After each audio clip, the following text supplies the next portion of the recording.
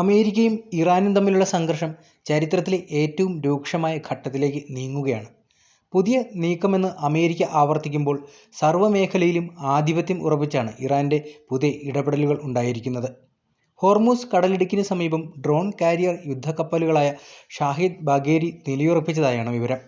ഇറാന്റെ ഔദ്യോഗിക ചാനലായ പ്രസ് ടിവിയിൽ ഡ്രോൺ കാരിയർ സഞ്ചരിക്കുന്ന ദൃശ്യങ്ങൾ സംപ്രേഷണം ചെയ്തിട്ടുണ്ട്. കപ്പലിലെ ആളില്ലാ യുദ്ധവിമാനങ്ങൾ രാജ്യത്തിനെതിരായ ഏത് ആക്രമണവും നേരിടാൻ സജ്ജമായിരിക്കുകയാണെന്നാണ് റിപ്പോർട്ട്. ഇറാന്റെ ആദ്യത്തെ നാവിക ഡ്രോൺ വാഹിനി കപ്പലാണ് ഷാഹിദ് ബാഗേരി. 2025 ഫെബ്രുവരി 6-നാണ് കമ്മീഷൻ ചെയ്തത്. പ്രാരിൻ എന്ന പേരിലുള്ള 42,000 ടൺ കണ്ടെയ്നർ കപ്പലിനെ ഡ്രോൺ കാരിയറാക്കി മാറ്റുകയായിരുന്നു. 240 മീറ്റർ നീളവും 32 മീറ്റർ വീതിയുമുള്ള കപ്പലിൽ 180 മീറ്റർ റൺവേ കൂടിയുണ്ട്. ഡ്രോണുകൾക്ക് പറന്നുയരാൻ വിമാനവാഹിനി കപ്പലുകളിലേത് സമാനമായി ജമ്പ് പ്ലാറ്റ്ഫോമും കപ്പലിൽ ഏർപ്പെടുത്തിയിട്ടുണ്ട്. ഡ്രോണുകളും ഹെലികോപ്റ്ററുകളുമാണ് കപ്പലിൽ നിന്നും പ്രവർത്തിക്കുന്നത്. കപ്പലിന് 60 ഡ്രോണുകളും 30 മിസൈൽ വിക്ഷേപണ കപ്പലുകളും വഹിക്കാനുള്ള ശേഷിയും കൂടിയുണ്ട്. മുന്നിലും പിന്നിലുമായി 17 കിലോമീറ്റർ റേഞ്ചിലുള്ള 8 കൗസർ 222 മിസൈലുകൾ, ലോഞ്ചറുകൾ, ഖാദർ നാസിർ പരമ്പരയിൽപ്പെട്ട ആന്റി ഷിപ്പ് മിസൈലുകൾ എന്നിവയും ഈ ഡ്രോൺ കാരിയറിൽ ഏർപ്പെടുത്തി കഴിഞ്ഞു.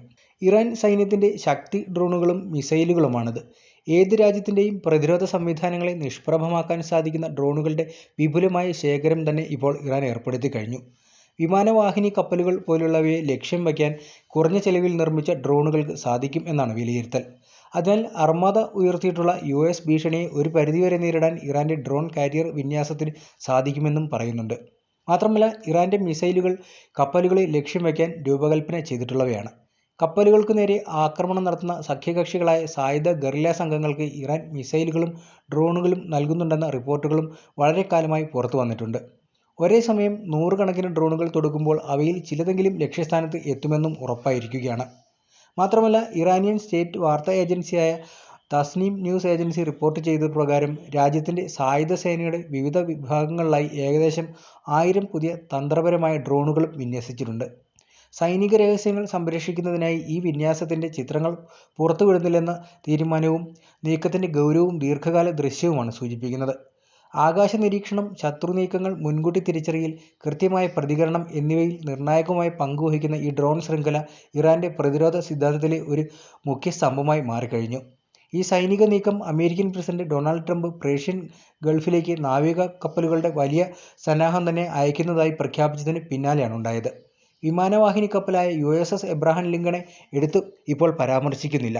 ട്രൂത്ത് സോഷ്യൽ വഴി അദ്ദേഹം നടത്തിയ പ്രസ്താവനകൾ വാക്കുകളുടെ ശക്തിയിലൂടെ സമ്മർദ്ദം വർദ്ധിപ്പിക്കാനുള്ള ശ്രമമായി വിലയിരുത്തപ്പെടുന്നുണ്ട്. എന്നാൽ ഇറാൻ ഇത്തരം പ്രഖ്യാപനങ്ങളെ ഭയത്തിന്റെ സൂചനയല്ല, മറിച്ച് പ്രതിരോധം കൂടുതൽ സജ്ജമാക്കേണ്ട സന്ദേശമായാണ് കാണുന്നത്. കഴിഞ്ഞ ജൂണിൽ ഇറാന്റെ ആണവ കേന്ദ്രങ്ങളെ ലക്ഷ്യമിട്ട് അമേരിക്ക നടത്തിയതായി അവകാശപ്പെടുന്ന വ്യോമാക്രമണങ്ങൾക്ക് ഓപ്പറേഷൻ മിഡ്നൈറ്റ് ഹാമർ എന്ന രഹസ്യനാമം നൽകിയിരുന്നു. അതിനേക്കാൾ വളരെ മോശമായ ആക്രമണം ഉണ്ടാകുമെന്ന ട്രംപിന്റെ മുന്നറിയിപ്പ് മേഖലയിലെ ആശങ്ക വർദ്ധിപ്പിച്ചെങ്കിലും ഇറാന്റെ പ്രതികരണം ശാന്തവും കണക്കുകൂട്ടിയുള്ളതുമായിരുന്നു. ഉപരോധങ്ങളുടെയും ഭീഷണികളുടെയും ഇടയിൽ സ്വയം പര്യാപ്തമായ സാങ്കേതിക വികസനമാണ് രാജ്യത്തിന്റെ യഥാർത്ഥ ശക്തിയെന്ന് ഇറാൻ വീണ്ടും തെളിയിച്ചുകൊണ്ടിരിക്കുകയാണ്. ഇറാനിയൻ നേതൃത്വത്തിന്റെ നിലപാട് വ്യക്തമാക്കിക്കൊണ്ട് പരമോന്നത നേതാവ് അയത്തുള്ള അലി ഖൊമേനിയും പ്രസിഡന്റ് മസൂദ് പെസക്ഷിയാൻ ഉൾപ്പെടെയുള്ളവർ രംഗത്ത് വന്നിട്ടുണ്ട്. പരിമിതമായ ആക്രമണം എന്ന ആശയം തന്നെ ഒരു മിഥ്യയാണെന്നാണ് അവർ വിലയിരുത്തുന്നത്. സുപ്രീം നേതാവ് അലി ഖൊമേനിയുടെ മുതിർന്ന ഉപദേഷ്ടാക്കൾ മുന്നറിയിപ്പ് നൽകിയതുപോലെ അമേരിക്കയിൽ നിന്നുള്ള ഏതൊരു സൈനിക നടപടിയും യുദ്ധത്തിന്റെ തുടക്കമായാണ് കണക്കാക്കപ്പെടുക. അത്തരം സാഹചര്യത്തിൽ പ്രതികരണം ഉടനടിയും സമഗ്രവും അഭൂതപൂർവമായിരിക്കുമെന്നും അവർ വ്യക്തമാക്കി കഴിഞ്ഞു. ഇത് ഭീഷണിയായല്ല, മറിച്ച് ആക്രമണം ഒഴിവാക്കാനുള്ള ശക്തമായ തടയിടൽ സന്ദേശമായാണ് ഇറാൻ അവതരിപ്പിച്ചിരിക്കുന്നത്. ചർച്ചകളെ ഇറാൻ തള്ളുന്നില്ല എന്നുള്ളതാണ് മറ്റൊരു സംഗതി.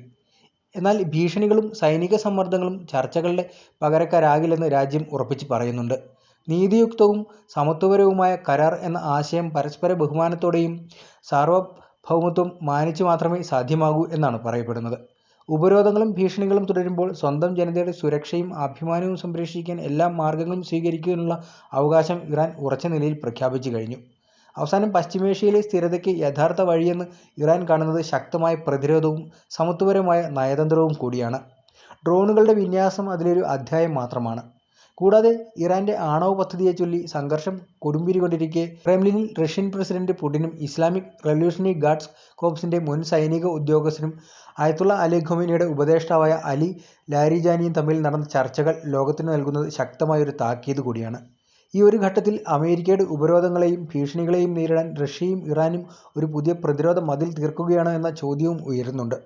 ഇറാന്റെ ആണവ പദ്ധതിയെ നിയന്ത്രിക്കാൻ ഒരു കരാറിലേക്ക് ഇറാനെ നിർബന്ധിക്കാൻ അമേരിക്കൻ പ്രസിഡന്റ് ഡൊണാൾഡ് ട്രംപ് ശക്തമായ സമ്മർദ്ദം ചെലുത്തുന്നതിനിടെയാണ് പുടിൻ ലാരിജാനി കൂടിക്കാഴ്ച നടന്നത്.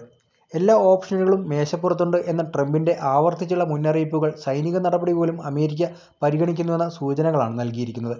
റഷ്യയിൽ നടന്ന ചർച്ചകളിൽ സാമ്പത്തിക സഹകരണം മുതൽ പ്രാദേശികവും അന്തർദേശീയവുമായ പ്രധാന വിഷയങ്ങൾ വരെ ഉൾപ്പെട്ടതായി റഷ്യയിലെ ഇറാൻ എംബസി വ്യക്തമാക്കിയിട്ടുണ്ട്.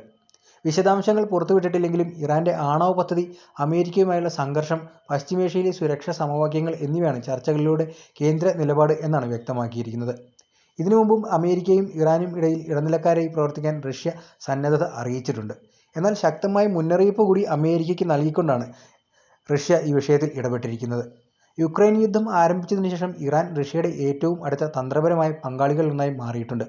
അമേരിക്കയുടെയും പാശ്ചാത്യ സഖ്യകക്ഷികളുടെയും കടുത്ത ഉപരോധങ്ങൾ നേരിടുന്ന റഷ്യയ്ക്ക് ഇറാനുമായുള്ള ബന്ധം വെറും നയതന്ത്ര സൗഹൃദം മാത്രമല്ല, അത് സൈനികവും സാങ്കേതികവുമായ സഹകരണത്തിലെ ഒരു ശക്തമായ ബന്ധം കൂടിയാണ്. ഈ പശ്ചാത്തലത്തിലാണ് ഇറാന്റെ ആണവ വിഷയത്തിൽ റഷ്യ തുറന്നുവച്ച പിന്തുണയും.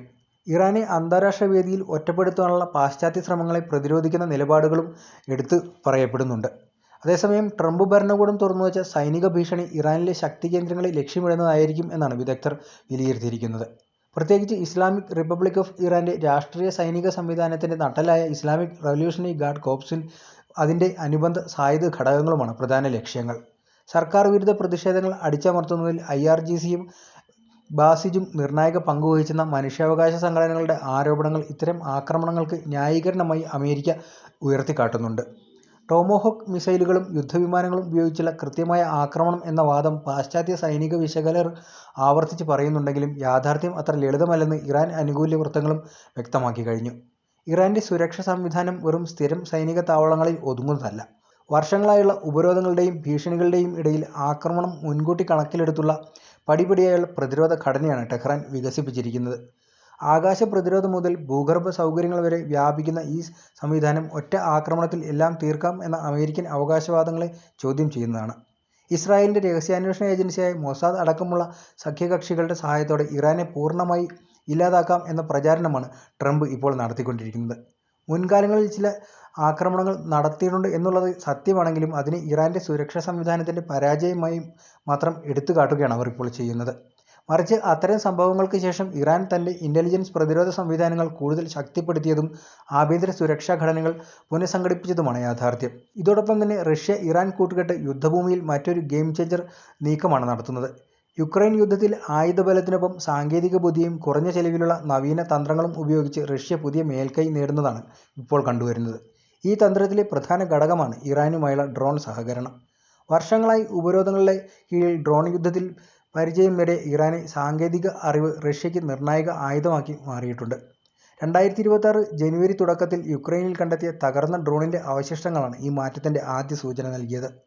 സാധാരണ ഡ്രോണുകളേക്കാൾ വേഗതയും ശക്തിയുമുള്ള ഈ പുതിയ മോഡൽ റഷ്യ യുദ്ധം ഒരു പുതിയ ഘട്ടത്തിലേക്ക് കൊണ്ടുപോകുന്നതിന്റെ അടയാളമായിരുന്നു. ഇതാണ് യുക്രൈൻ പ്രസിഡന്റ് വോളോഡിമിർ സെലൻസ്കിയെ തുറന്ന ആശങ്ക പ്രകടിപ്പിക്കാൻ പ്രേരിപ്പിച്ചതും. ഒരു ദിവസം 1000 ഡ്രോണുകൾ നിർമ്മിക്കപ്പെടുന്നുവെന്ന് അവകാശപ്പെട്ടതും ഇതിന് പിന്നാലെയായിരുന്നു. ഇറാന്റെ സാങ്കേതിക സഹായത്തോടെ റഷ്യയിലെ ടാറ്റർസ്ഥാനിൽ പ്രവർത്തിക്കുന്ന ഡ്രോൺ ഉൽപ്പാദന കേന്ദ്രങ്ങൾ ഇന്ന് യുദ്ധത്തിന്റെ ദിശ തന്നെ സ്വാധീനിക്കുന്ന ഘട്ടത്തിൽ എത്തി നിൽക്കുകയാണ്.